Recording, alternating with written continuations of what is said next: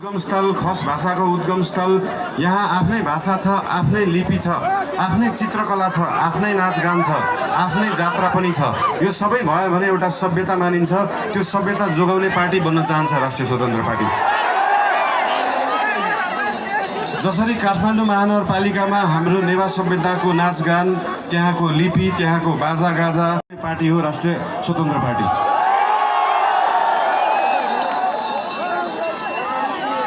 आजको दिनमा डोल्पाको सुन जस्तो मानिने यार्सा गुम्बा विश्वभरि पुग्न सक्छ, तर कर्णालीको स्याउ र मार्सी चामल त्यही चितवन र झापा पुग्न सक्दैन। साधारण सदस्यज्यूहरू, सम्पूर्ण कर्णालीवासी नेपाली दाजुभाइ दिदीबहिनीमा आउन पाउँदा धेरै धेरै खुसी लागेको छ।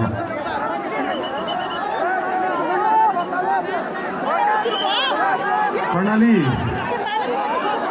यो देशको सबैभन्दा ठुलो ताल, राणा ताल, राजा महेन्द्रले भन्नुभयो जस्तो स्वर्गकी अप्सरा भएको ठाउँमा आउनु